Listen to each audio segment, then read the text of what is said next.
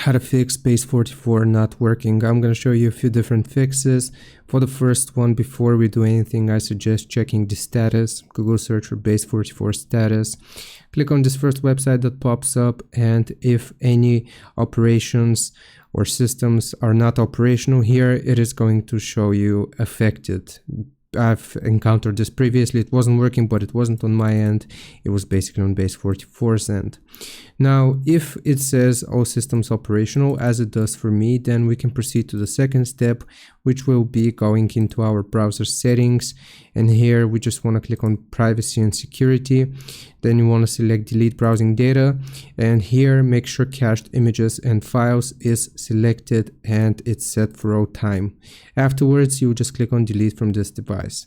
Once you clear your your browser's cache, then the last method, which I suggest, is going to be using a different browser. For example, sometimes Google Chrome doesn't work properly with Base44. I don't know why, but you can use something like Opera or Firefox, and this is hopefully going to resolve any issues you may encounter with Base44.